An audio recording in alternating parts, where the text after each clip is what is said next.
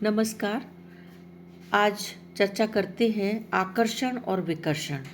महामहोपाध्याय पंडित गोपीनाथ कविराज जी ने आकर्षण और विकर्षण पर अपने जो विचार प्रस्तुत किए हैं वो मैं यहाँ प्रस्तुत कर रही हूँ। आकर्षण और विकर्षण जानने से पहले परमात्मा, आत्मा, मन, इंद्रिय और विषय, इन पर चर्चा करते हैं। परमात्मा का अंश आत्मा अर्थात अणु आत्मा। अनादिकाल से परमात्मा आत्मा को विकर्षण करता आ रहा है, इसीलिए आत्मा अणु। विकर्षण न करने पर परमात्मा से अणुभाव पृथक न होता। जब होता है तब विकर्षण समझना चाहिए। यह विकर्षण अच्छा है, बाद में आकर्षण आएगा। विकर्षण न होने पर आकर्षण नहीं आएगा, केवल स्वरूप स्थिति आएगी पर बोधहीन। इसीलिए उनका निग्रह और अनुग्रह। विकर्षण यानी ठेलना, आकर्षण यानी खींचना। आदि में अणुभावापन्न, ये ठेलने के कारण। अणु होते ही मन आता है, अर्थात मन को ठेलता है। मन था नहीं, मन हो गया।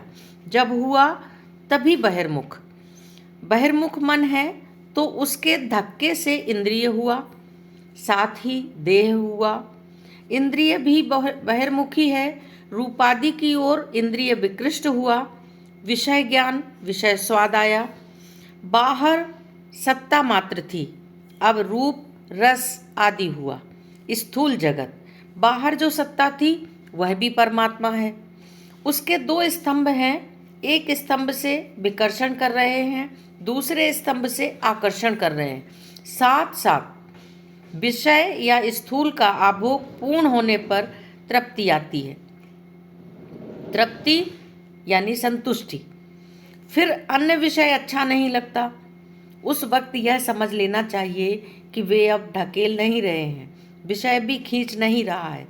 ये वैराग्य और निर्वेद आदि। बाद में विषय खींचता नहीं, ऐसी बात नहीं है। जब वह ठेलता है वे खींचते हैं। उस वक्त अंतर्मुखी खिंचाव बढ़ता है। इंद्रियां अंतर्मुखी होती हैं और आत्मा भी। इसकी मात्राएं होती हैं मंद, मध्य और तीव्र। इस प्रकार ठेलने में भी मात्राएं थी, खींचने में भी मात्राएं हैं। यह खिंचाव एक साथ सभी स्तरों में हो सकता है, पर प्रायः यह नहीं होता, क्रमशः होता है। पर एक बात है, मंद से तीव्र में जाने के लिए मध्य से होकर जाना पड़ता है। बिना मध्य से भी जाया जा सकता है, अननुभूत रूप में। जब अंतर्मुखी गति की बातें करते हैं, इंद्रियां अंतर्मुखी होती हैं, तभी कर्मयोग योग होता है। पूर्ण अंतर्मुख होने पर कर्म नहीं रहता। मन अंतर्मुख है, यही ज्ञान योग है। पूर्ण अंतर्मुख होने पर फिर ज्ञान नहीं रहता।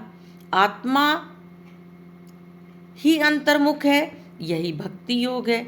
पूर्ण अंतर्मुख होने पर भक्ति भी नहीं, प्रेम और योग है। रहता सब कुछ है, हर समय रहता है, पर प्रतीति होती है स्थिति के अनुरूप। जब इंद्रियां अंतर्मुख होती हैं तब मन को स्पर्श करती हैं। पहले जब इंद्रियां बहिर्मुख थीं तब मन इंद्रियों को स्पर्श करता रहा। जब इंद्रियां मन को स्पर्श करती हैं तब मन से शक्ति का विकास होता है। मन ही मूल शक्ति है, उसका जागरण होता है। मन जागृत होता है शक्ति के रूप में। उस वक्त मन या शक्ति आत्मा को स्पर्श करती है, फल होता है ज्ञान का विकास। आत्मा ही ज्ञान का स्वरूप है। सर्वत्र मध्यावस्था की स्थिति है। इंद्रिय मन को स्पर्श करती है, मध्यावस्था, शक्ति स्थिति, और तीव्र होने पर ज्ञान का उन्मेष होता है। उस वक्त मन आत्मा को स्पर्श करता है, वहाँ मध्यावस्था में स्थिति, ज्ञान स्वरूप में स्थिति, स्थिति अवस्था में अंतर्मुख, या बहिर्मुख नहीं रहता, साम्य हो जाता है। ज्ञान स्वरूप से शांत आत्मा में स्थित होने के बाद आत्मा परमात्मा अभिमुख होता है, वही भक्ति है। तब आत्मा परमात्मा को स्पर्श करता है। यहाँ भी मध्यावस्था सीमा है। आत्मा परमात्मा अभिमुख हुआ है यानी भक्ति, क्रमशः अंतर्गति वृद्धि पाकर मध्य दशा होने पर परमात्मा के साथ संबंध जुड़ जाता है। तीव्र होने पर क्या होता है? योगावस्था में आत्मा और परमात्मा युक्त हो जाते हैं। योगावस्था में आत्मा और परमात्मा युक्त हो जाते हैं। तीव्र होने पर जो दशा होती है वही है रमण। उस वक्त योग से अद्वय होता है, वही स्वयं।